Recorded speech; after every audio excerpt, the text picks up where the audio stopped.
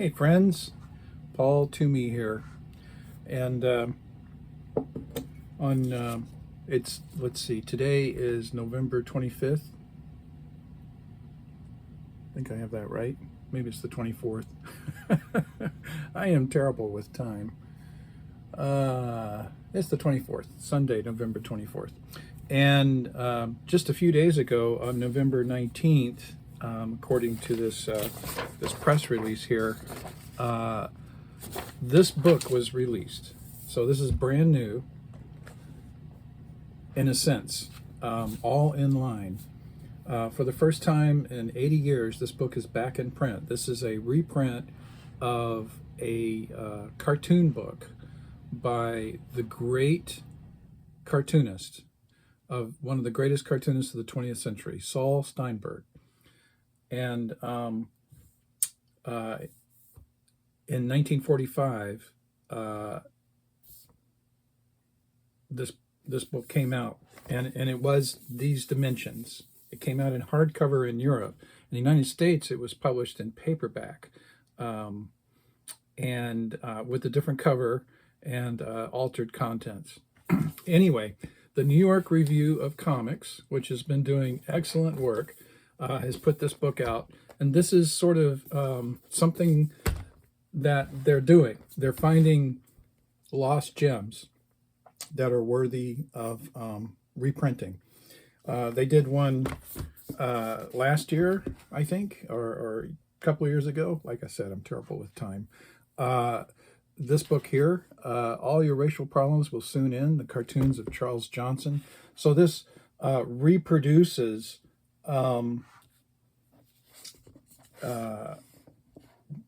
actually, it doesn't reproduce. I'm reading on the back now. This collection, selections from his books, Black Humor, Half Past Nation Time, and an unpublished manuscript. So this is a selection of his gag cartoons. So this is actually isn't, but it does give you a lot of information about the original collections, cartoon collections that came out from this particular cartoonist, and this is great. There's a review of it on the Comics Journal if you want to read that, and highly recommend this one. Of course, beautiful format, and this is similar, and they've done some others like this too. So I love this. One thing that I really love about this book is that it focuses on the book itself. And what I mean by that is they're not trying to tell you the larger story of Saul Steinberg and explain, his relevance, his influence, his significance. None of that is really explicated or trumpeted or even addressed in the book. It's assumed that if you're looking at this, if you've purchased it, if you've checked it out at a library and you're spending time with it, you're either a cartoon fanatic that likes to look at cartoons, ding, or you're very interested in Saul Steinberg and you know something about him.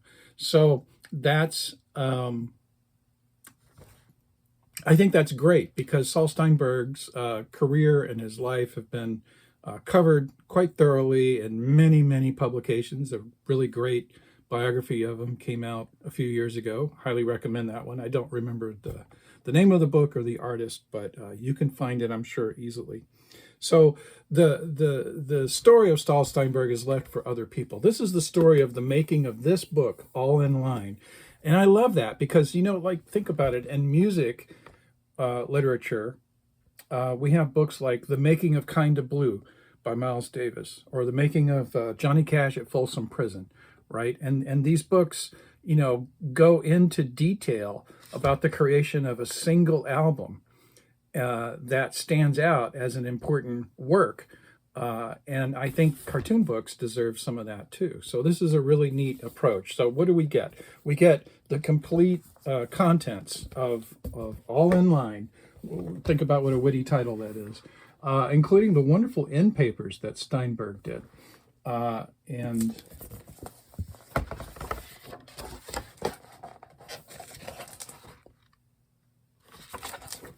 All in Line, New York Review of Books.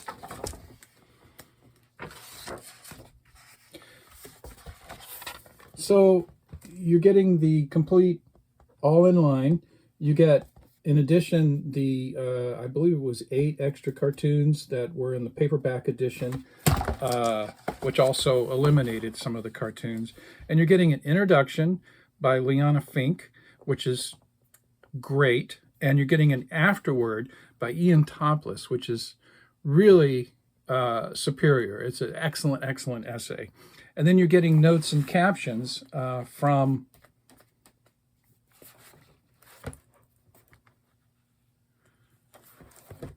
Sheila Schwartz, the Research and Archives Director of the Saul Steinberg Foundation.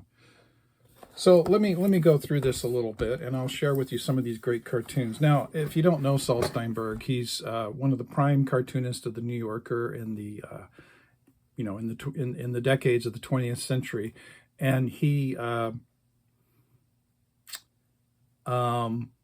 me think. He did the great, this is the cartoon that everybody knows. It's the view of the United States from the point of view of a New Yorker. So in the front, it's just like incredible perspective across the continent, right? And it's fanciful. It's a conceptual drawing, and so it's basically New York, and then the rest of the United States. it's a joke, but it's also fantastic, and it has something to say. I mean, it's an incredible cartoon because it captures an abstract concept so well. You get it like that. And then there's a deeper level, which has to do with the provincialism that we have even in the United States, but we really are a lot of neighborhoods, and then communities, and then towns, and then cities, and then states. We're all really sort of microclimates, and this says something about that, how we tend to see our world first, and then the rest of the world gets a little bit of our brain cell. You could do the same thing for the United States and the rest of the world, and actually maybe Saul Steinberg did. He was born in 1914 and he died in 1999, and his cartoons in this book are exquisite line drawings. They're all black and white line drawings, ink on paper. This one is really neat. It's a gag, right? They're all bending their necks to look at the newspapers. And this is how you used to see newspapers on the street in newsstands, right? They'd just be stacked up, or in a bookstore. And I love the contrast, right, between these very spacious line drawings. They don't have a lot of detail, but what's there is perfect. It's the perfect amount of detail for a cartoon. You don't need to linger on that. But then look at the density of the drawing here. This is unusual. You don't see this in a lot of his art. Well, okay, there are areas of density, so scratch that. But in any case, he's playing with contrast. So look at the heaviness of this. He's captured the bouillon cube effect of newspapers, where they're compressing so much information and news into a small space. And is there a deeper meaning here? Well, to me, it sort of suggests how the news can slant your perspective.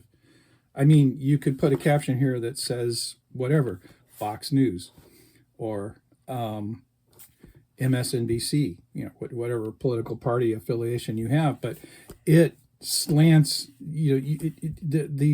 it slants your view to read the news, and this is saying that, but that's there for you or not. You can still get the gag, which is this wonderful, delightful visual gag.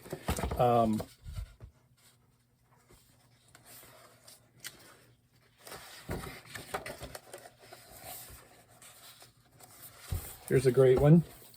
that I really love. This one right here. The caption is, but it is half man and half horse. Can you see that? And so, you know, the assignment, so this is an art class. You can tell because this is a professorial type. I love how he's holding his glasses. Steinberg has lots of great details in his figures that individualize them. They make real characters out of them, even though they often only appear once. This is the somewhat ditzy, I guess, middle-aged woman art student, and she's drawn a centaur. That was the assignment, but she kind of got it backwards. It does fit the brief, though, right? Well, it is half man, the back end, and half horse. Now, but another thing that's so wonderful about this, and this is reminiscent of that famous cartoon that I was telling you about, the view of the United States from the point of view of a New Yorker. Look at the perspective in this thing. It just goes way back there, doesn't it?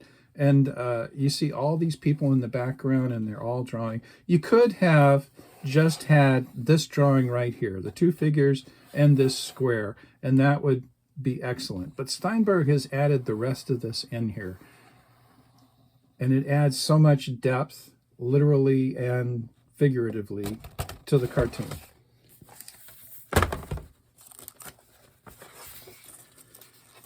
Let's see, let's find another one to share with you. There's so many great ones. So All in Line, as you learned from the text in this book, was carefully thought out. It went through a lot of different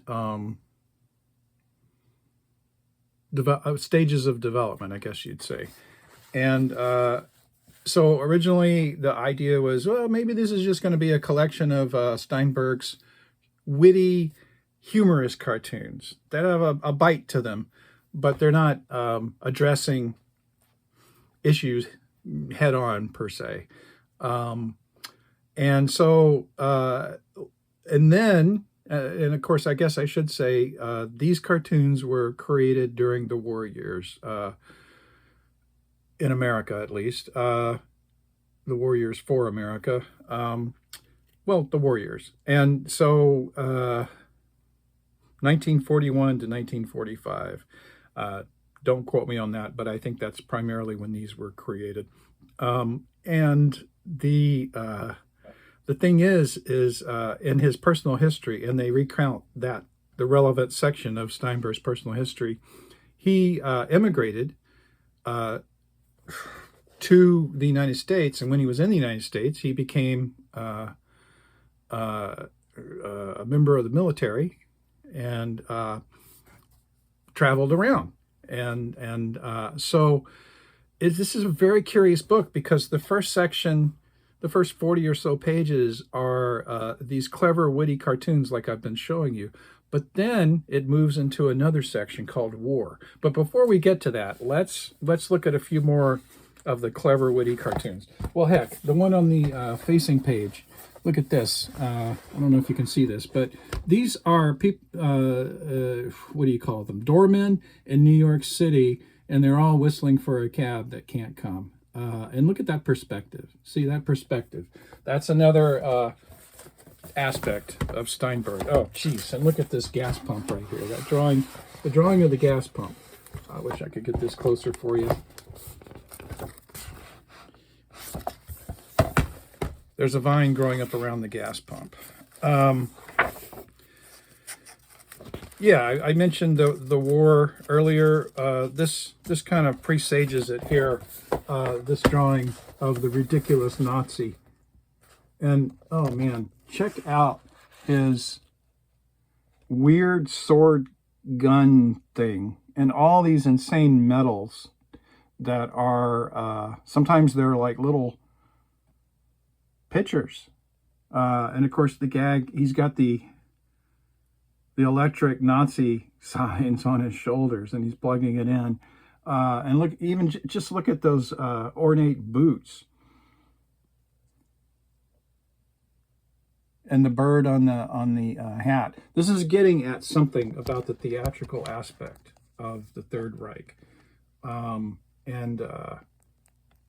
it's funny, but it's also sort of horrific.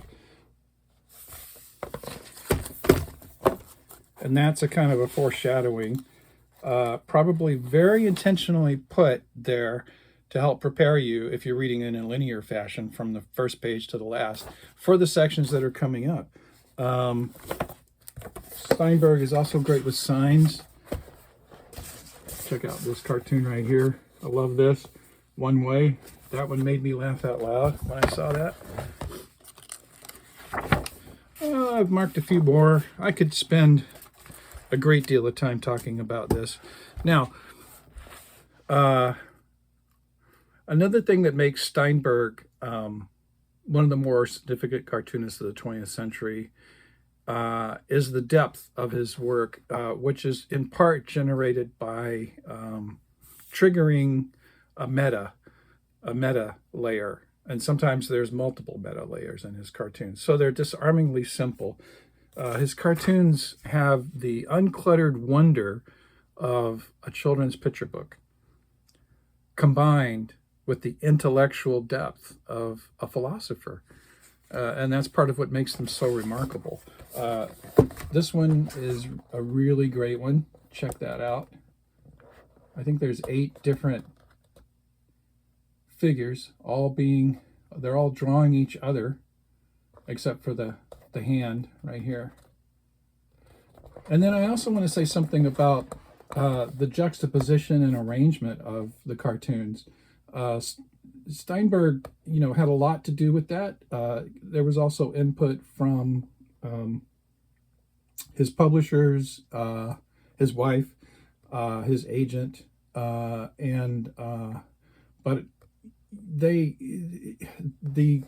the arrangement of the cartoons is artful in and of themselves. If you see, here's another version of a person drawing themselves, and you begin to get a sense of, the deeper meaning. We create our own identities in reflection to the world. So here's a woman putting lipstick on, which is very similar to the figure drawing itself. You're drawing lipstick on your face, the makeup, the mask you wear. And then what's this at the bottom? This is a man and a cat. And they're having a moment. Like, if you're a cat lover, you recognize that moment, that moment of mutual recognition, which says something as well about the definition of identity and how we sort of draw each other when we see each other.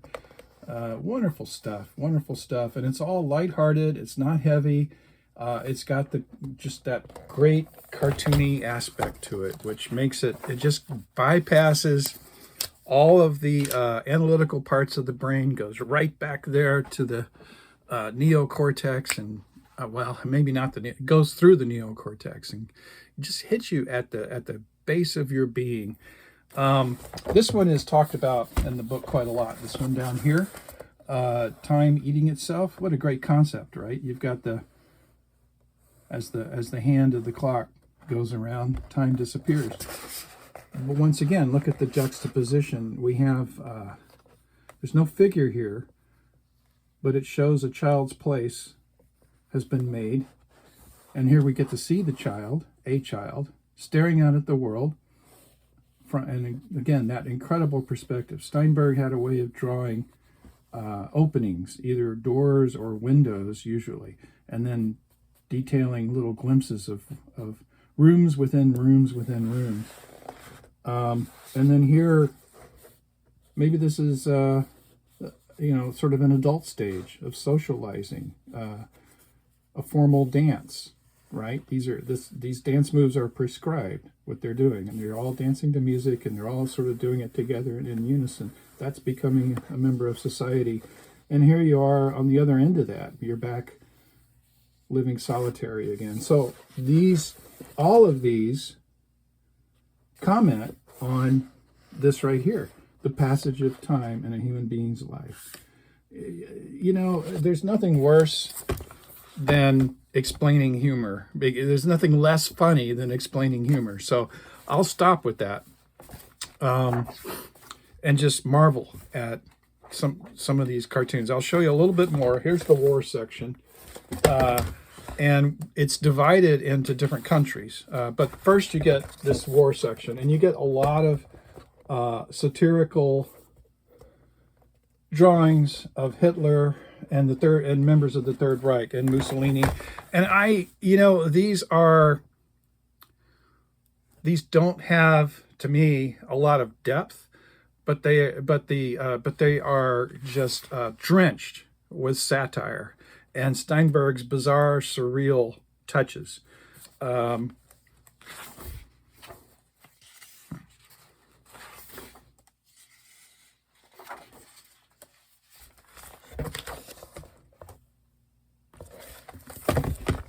So, China.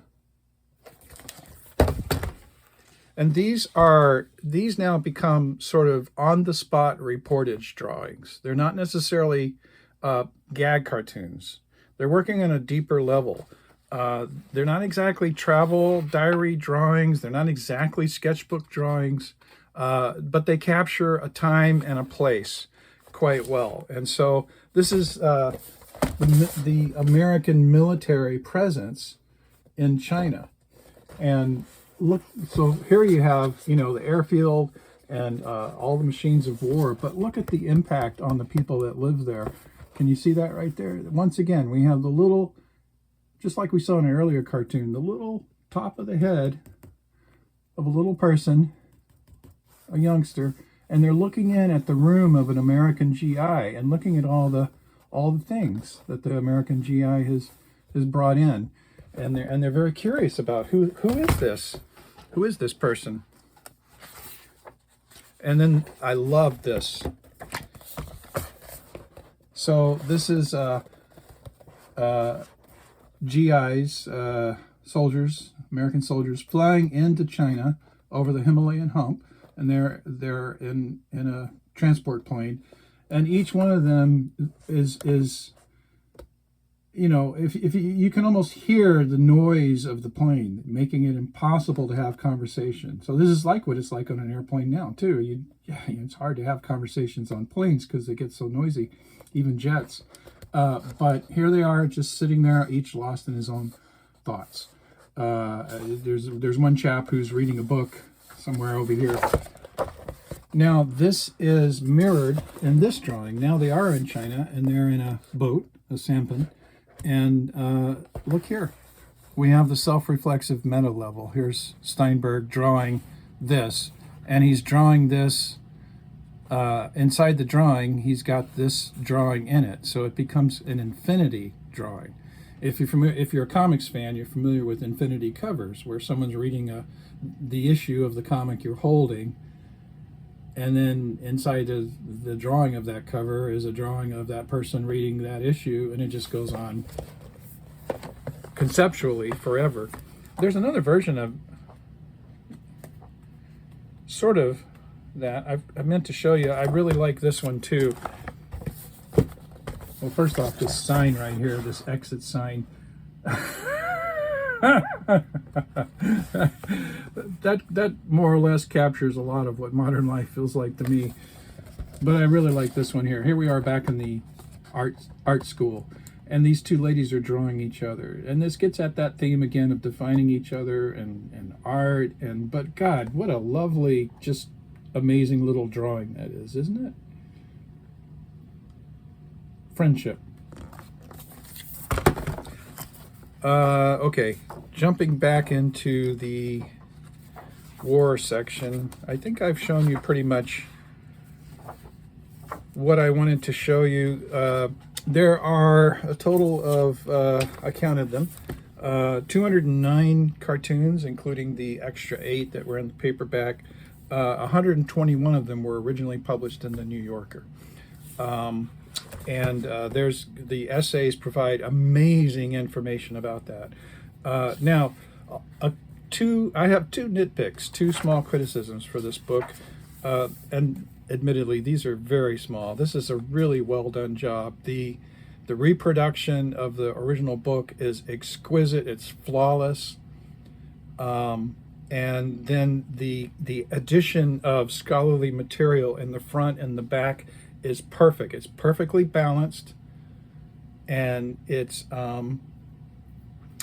crisp, clean, sharp, insightful, really well written, really well edited, very well done. The whole thing, the whole package takes this cartoon book, and it's not doing what I've been doing. It's not explaining the humor or the cartoons to you. It's giving you the informational background, but in a very warm, personable, readable style, which is still, I think, manages to hit a threshold of scholarship that is admirable.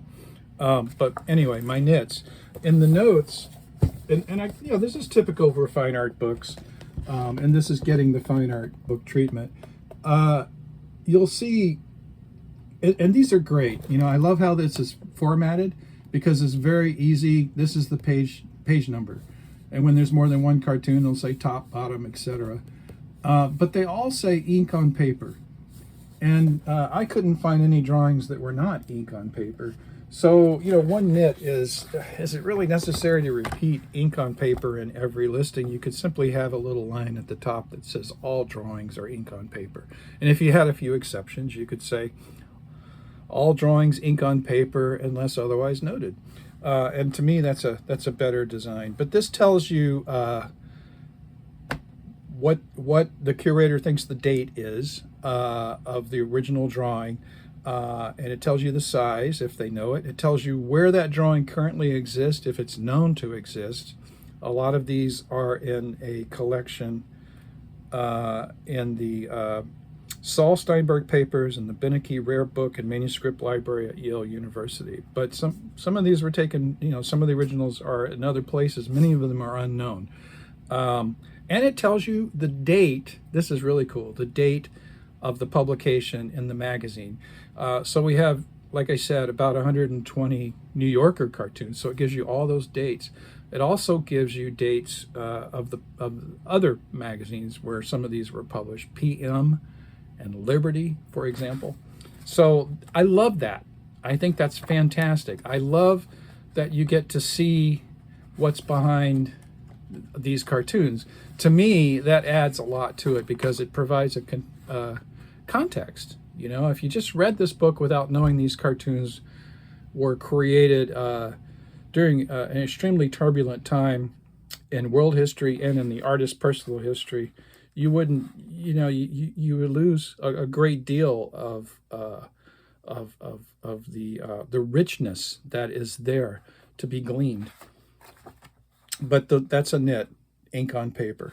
And then the other criticism, I hate to criticize, the ending essay, the afterword, the making of All in Line. This is a fantastic essay. It should be included in a collection of the best essays of the year, in my opinion.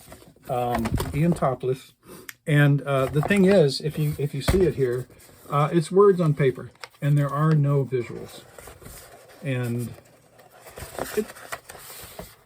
that's fine because it sort of balances out, that you have all these pages of cartoons and now you have these pages of text. So from a book design standpoint, that works. However, from the mission of enhancing the material and helping the reader get the understanding of the scaffolding underneath all this, the historical context, I think there could have been some illustrations. In fact, at some points in the essay, I was reading and I was like, dang, I wish I could see that. For example, talking about how the book was originally going to be called Everybody in Line instead of All in Line, which is what it's called.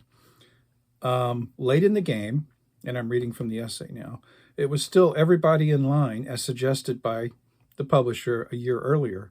That remained the title in a sketch of the dust jacket Steinberg made in his appointment book on February 17th, 1945.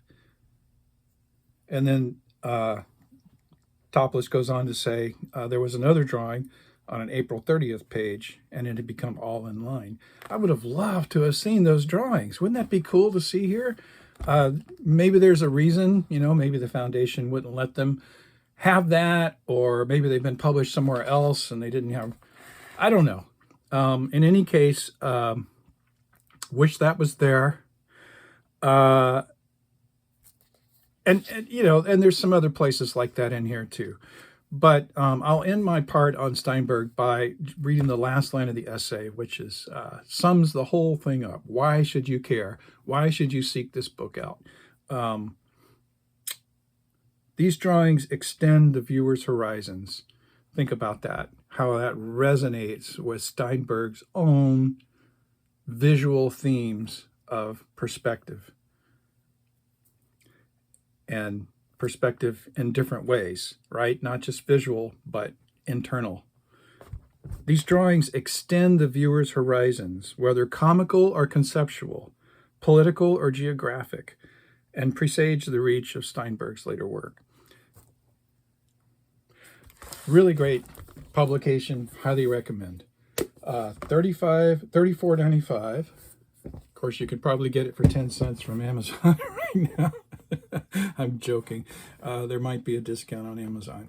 In any case, Saul Steinberg, all in line, New York Review of Books. Well done, well done, well done. Oh, and I just wanted to mention, here's another thing I forgot. I pulled this out right here. Those sections of where Steinberg is observing life in other countries. And I didn't go into that a whole lot. And I won't, because this video is getting long. It reminded me of the time Harvey Kurtzman hired Robert Crumb, when Kurtzman was the editor of Help magazine, and he sent him to Bulgaria. And Crumb did these on-the-spot drawings of another country, whole nother culture. Why would Harvey send Crumb to Bulgaria of all places? Perhaps he had a copy of All in Line in his library and was thinking about those amazing, or those drawings were originally published as portfolios in the New Yorker, and this was during a time when news was hard to get about these type of details. So this was journalistic reporting, aka Joe Sacco, Palestine, for example. And anyway, there are parallels with many other cartoonists in that book. And I really like the idea, the concept of cartoonists doing single drawings, either with captions or without captions. Of course, I love narrative too. I love short form narratives, long form narratives, which are sometimes called graphic novels. Boy, I gotta say, recently I was in a Barnes & Noble and I looked at their so-called graphic novel section, and that is such a misnomer, isn't it? Why don't they just call it comic books? For God's sakes, graphic novels, so few of the books in there. I mean, they must have had, I don't know, easily 500 or more books, and most of them are DC and Marvel reprints of comic books. They're not novels. If anything, they're short form stories or long stories told in increments. That's not a novel. That's not what we think of as a novel. And yes, there are some books that are actually novels that have novelistic structure that are told in pictures, like Mouse, for example, but so many other books, Persepolis. And I think that that's a misnomer, but I digress. Anyway, I wanted to talk about Josh Simmons because he's doing something really fascinating right now. You might know Josh from books like House, Flayed Corpse, The River. If you know his work, you know he's very transgressive at times. He's very challenging. There's a lot of depth to his work. He's primarily worked in short and long form storytelling. And I should call attention to the fact that I'm actually wearing a Josh Simmons designed shirt because one of his most recent releases was a collection called Dream of the Bat, which is a wonderful collection of his unofficial Batman stories. I mean, just to put it bluntly, it's not actually Batman and the Joker, but you can certainly, see that in there. But they are their own characters, like Batman and Joker in an alternate world. But in any case, it's an unlicensed version of that stuff, and it's dark, transgressive, not for young eyes, amazing, funny, spiritual stuff. Anyway, there's the bat symbol with the foreboding drips, and it's in pink, which is funny. And then here's the art on the back. I don't know if I'm standing in the right place, but you get a sense of Josh's style right there, his humor, and his the whole package. Someone like Steinberg, you're getting a mixture of different themes, but they're repeating. So Josh is now when the pandemic started, during the holidays of 2020, I think that's right, Josh started doing a new little mini comic called Ghouls. This is issue 0. I think it's the first one. I can't show you the back cover because it would go against the standards on YouTube. And so I do want to say I've carefully selected some things to show you that are acceptable to YouTube, but many of the drawings in here are not for immature readers. 18 or older, please, for these. I will put information below about how you can get the latest issue of Ghouls from Josh. And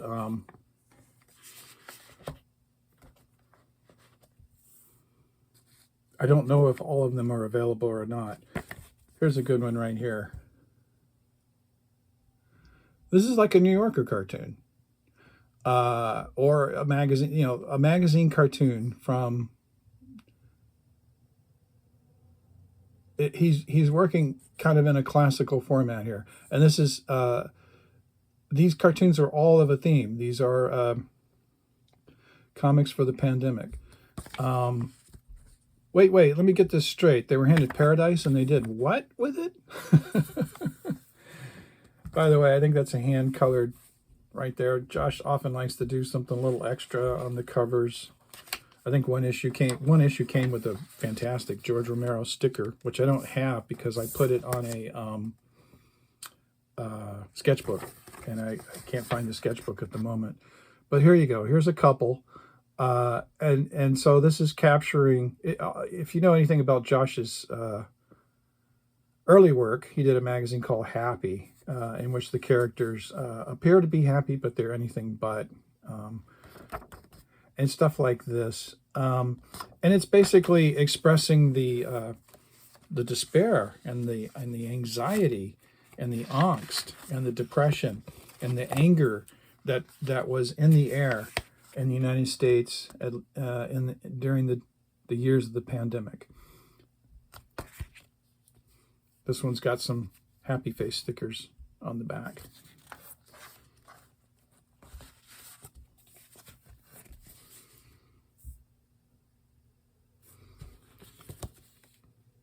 To future atrocities. Many of these issues are signed and numbered. This I happen to get in this one, issue 15 of 500.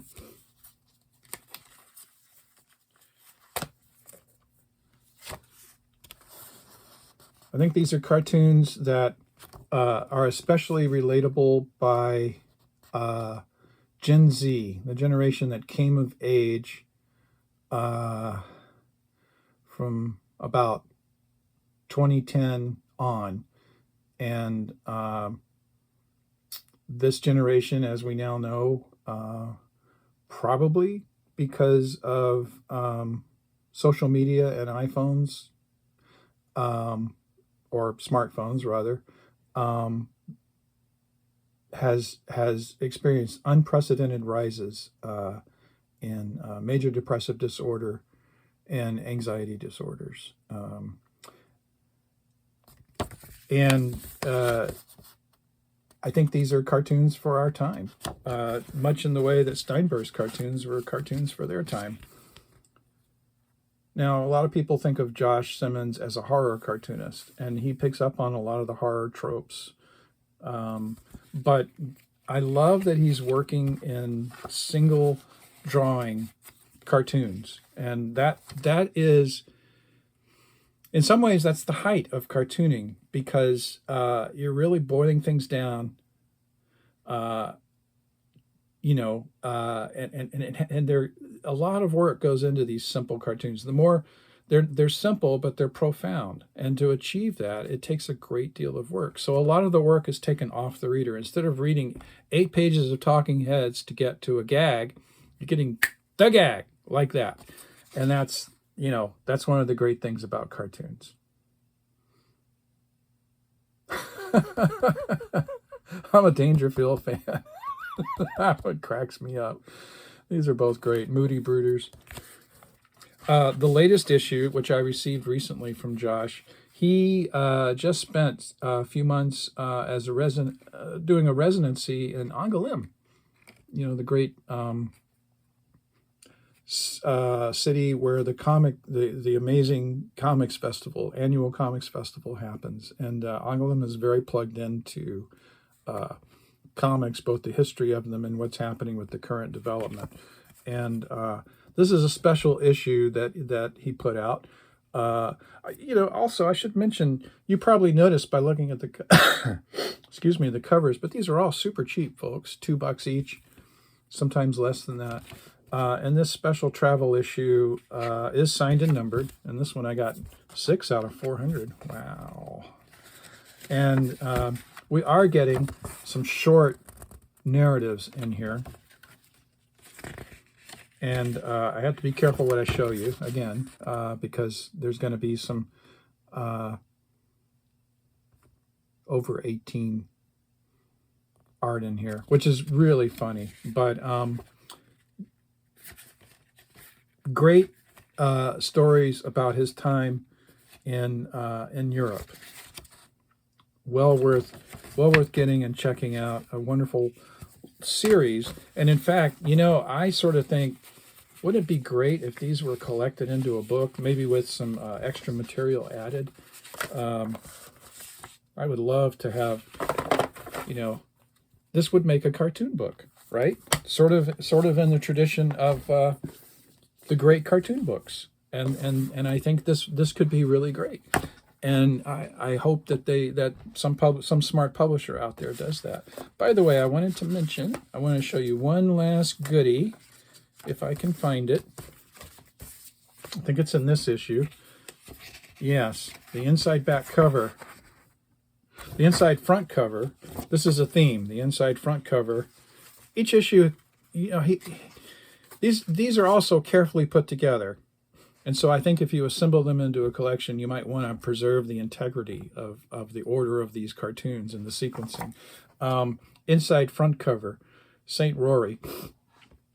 Do you know who that is? Rory Hayes, the great underground cartoonist, who did just like really wild, off the wall underground transgressive cartoons that were probably affected by mental health issues, but really seminal, profound cartoonist. And on the inside back cover, anybody know who that is? St. Harvey? Yeah, Harvey Kurtzman. Harvey Kurtzman comes up again. We mentioned him as editor of Help, Sending Crumb to Bulgaria. I love this drawing so much, I reached out to Josh and asked if I could buy the original, and he agreed to sell it to me. I'm a Kurtzman fanatic. To me, comics in America, Kurtzman is the top one, the god. So Josh sold me the drawing, and I asked him if he would color it, and he colored it, and he sent it to me, and then he was afraid that he had ruined it.